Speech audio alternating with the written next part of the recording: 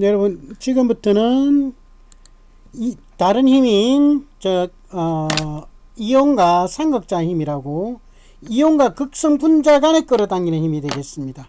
이것도 똑같이 컬롱 법칙이 적용이 되고요. 즉 이온의 크기와 전하량 그리고 분자의 크기와 삼각자 모멘트의 세기에 의존한다. 삼각자 모멘트의 세기, 즉 분자의 크기와 삼각자 모멘트의 세기에 주겠는데 두 가지에, 그러니까 즉 이온의 크기와 전하량 이 한 가지와 그리고 분자의 크기와 삼각자 모멘트의 세기, 이 두 가지에 의해서 의존을 하는데요.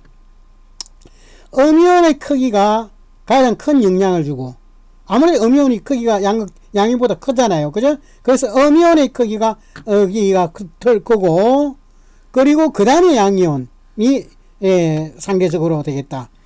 그러나 양이온이 작다 보니까 사이즈가 전하는 더 밀집하게 행성이 되죠. 그렇겠죠. 아무래도 큰 것보다 작은 것들이 더 많이 갖다 붙을 수 있겠죠. 즉 같은 전하량일수록 양이온이, 스페링은 잘못됐네요. 즉 같은 전하량이라 할 경우에는 양이온이 아무래도 더 사이즈가 작기 때문에 삼각자와의 상호, 이 삼각자와 더 강하게 작용을 한다. 이렇게 보면 되겠습니다. 이온 삼각자 힘이 두 가지 형태가 바로 요겁니다, 여러분. 자, 그리고 이제 소디움 이온과 마그네슘 이온, 요것도 하나의 사이즈인데요. 그리고 물 분자와 관련 이제 두 분자와 이온과 분자 사이의 어떤 그건데요. 이 우리가 이 속에 마그네슘과 물 분자가 이렇게 합치지는 갱량을 하이드레이션, 즉 수화라고 합니다. 즉 수화열은 이때 이제 수화열이 나오는데 이온 결합물의 양이온 또는 음이온과 물 사이의 인력을 말한다. 그런데요, 자, 양이온 같은 경우는 Mg-이온의 반지름이 적고 전하가 더 크니까 물 분자와 더 강하게 상호작용을 한다. 여기 보면 아무래도 그죠? 반지름이 더 작잖아요. 그죠? 그러니까 물 분자 더 강하게 작용을 하고 또 전하도 더 많잖아요. 그죠? 그래서 훨씬 더 소디움보다 더 강한 그런 상호작용을 하게 되고요.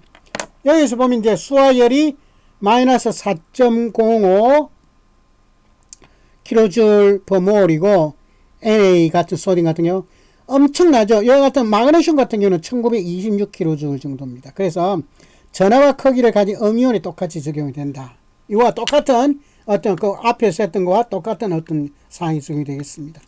그리고 뭐 수용소에 있는 금속 이온들의 팔면체의 구조인데 이런 건 구조적으로 이렇게 더 많이 반지름과 더 밀집되는 어떤 그 크기에 따라서 얼마만큼 더 많이 금속 이온들의 분자와 물 분자와 접근되는 그 어떤 그런 것을 이렇게 팔면체 구조 형식으로 보여준 겁니다. 여기 이제 분산력이라고 우리가 다른 말로 런던 힘인데요. 런던 힘은 이 사람 이름이에요. 런던, 이걸 또 뭐 규명했다 해서 그런데요. 이 한번 볼까요?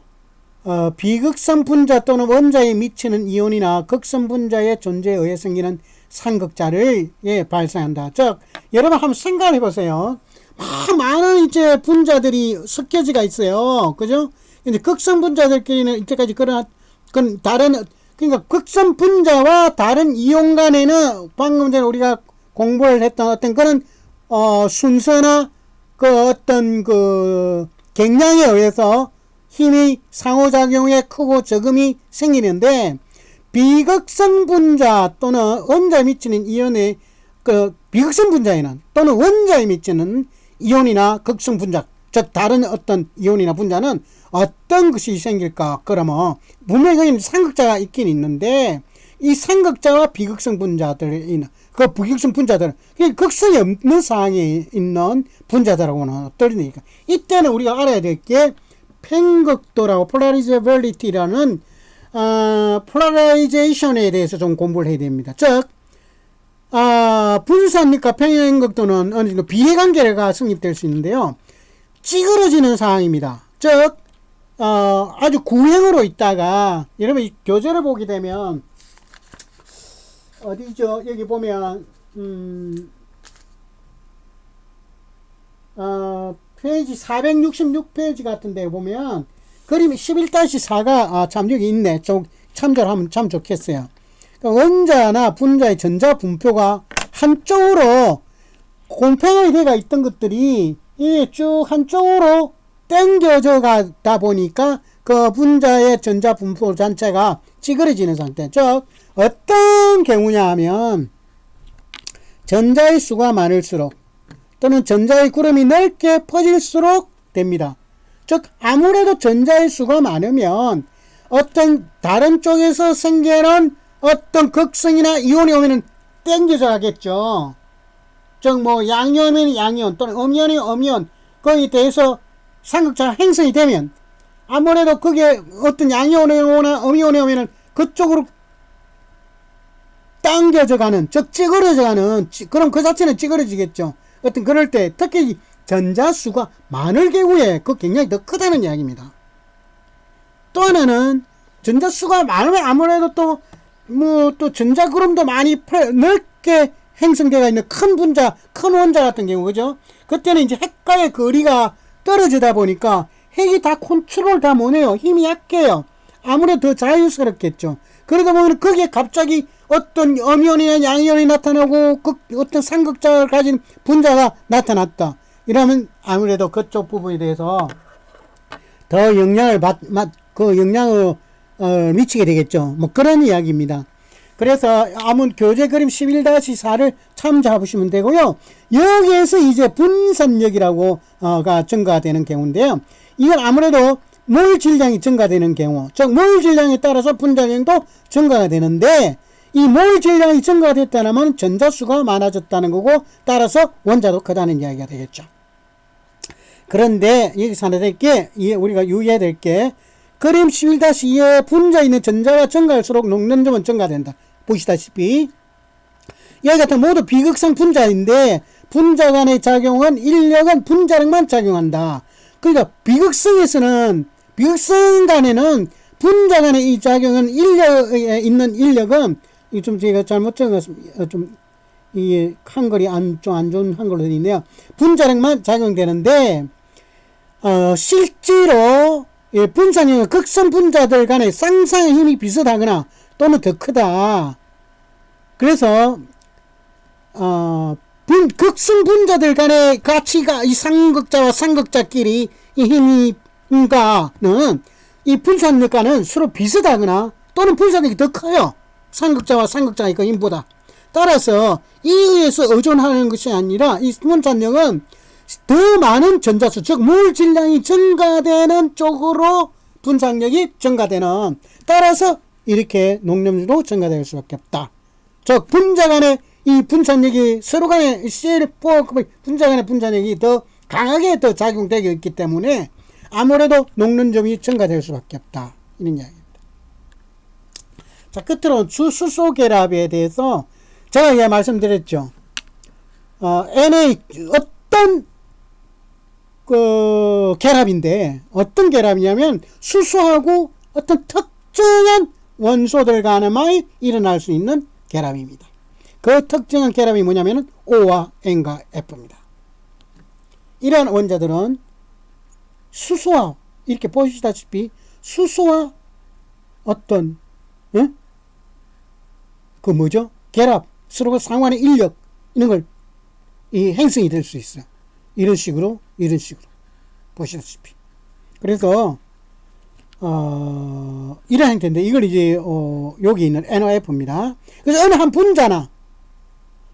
분자가 이렇게 물을 수가 있어요. 야, 이게 수소 결합이 할 수 있어 없어 물어요. 여기 있다, ONF 있다 이러면 거의 90% 이상 할 수 있다는 이야기입니다. 즉 수소 결합이 그럼 세기는 어떨까요? 수소 결합의 세기는 수소의 핵과 전기 암성적인 원자의 비공유 전사상과 쿨롱의 힘의 크기로 결정. 이것도 결과적으로 쿨롱의 힘인데 핵과 전기 음성도를 가진 원자, 이게 O하고 N하고 다 전기 음성 틀리잖아요. F하고, 그죠? 이러한 여기에 있는 공유 전사상이 하고 그 전하의 힘과 그런 것으로 그 세기가 결정된다. 알겠죠? 해가고 전기 음성도 가지는 원자들의 준저상 간에 그 사이에 있는 똑같이 거리도 되고 그 크기도 관계가 되고 했던 아주 시원한 쿨럼 법칙이 형성이 된다. 그래서 쿨럼 법칙에 의해서 적용이 된다. 그리고 한 봅시다. F 원자가 O보다 즉 산소보다 플로리드가 원자가 옥시전보다 더 큰 전기 음성에 따라서 H2보다 HF가 더 강한 수소 결합을 하지만 여기서 이제 또 여러분 헷갈릴 수가 있는 게 구조적인 문제가 나와요. 구조적인 즉 지그재그의 긴 사슬 모양으로 근데 형성이 됩니다. 그런데 보일 볼트가 더 낮아요. 왜 그럴까요? 그 이유는 H2O 하나에 4개의 분자 간의 수소 결합이 더 많은 수소 결합이 물에는 형성이 되어 있기 때문에 더 강한 분자 간의 힘이 총체적으로 있을 수밖에 없다. 따라서 물이 더 높은 보일링 포인트를 갈 수 있다. 이런 이야기입니다. 자, 이런 도표가 나와 있네요. 한번 볼까요? 그래서 H2 간에 물 분자 간에 암모니아의 관계, 서로 간에 수소 결합이 형성됩니다. 그리고 물과 암모니아 간에 이런 형태로 여러 가지 구조적으로 다른 형태로 수소 결합을 할 수 있고, 이러한 수소와 암모니아 간에도 이러한 여러 가지 형태로 수소 결합이 형성될 수 있겠습니다. 한 약간 짧은 사항을 한번 보고 유튜브를 보고 여러분 다음 주일에 액체의 특성에 대해서 공부를 하도록 하겠습니다. 그러면 요거 하나 보고 오늘 수업은 마치는 걸로 할게요.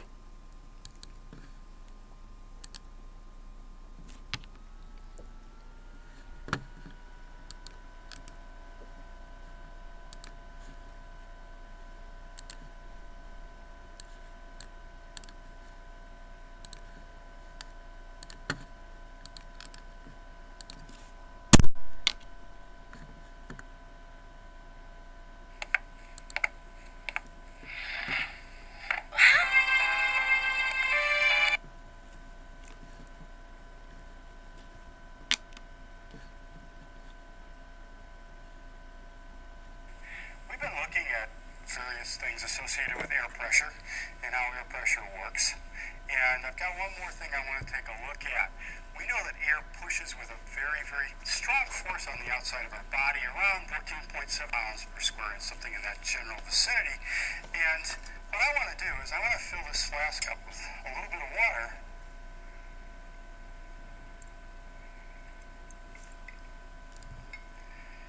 And then I'm going to place, don't need this big card, place a little bit of paper on it. And I'm going to 이 지금 유튜브 영상은 물의 표면 장력에 대해서 관련된 것인데 아무튼 한번 시청해 보시길 바랍니다.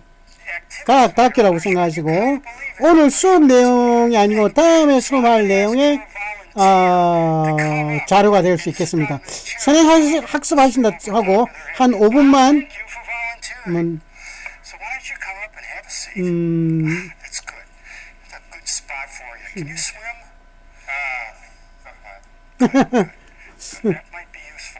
이분이 왜 글라스를 쓰고 온 거를 좀 더 이유를 알 수 있겠습니다. 물 분자들의 어떤 수소 결합이 의해서 이제 생기는 어떤 표면 서페이스 텐션인데 표면 장력인데 여기서 이제 표면 장력의 물리적인 특성에 대해서 화학적인 특성보다 거기에 대해서 보여주고 있는 그런 자료입니다.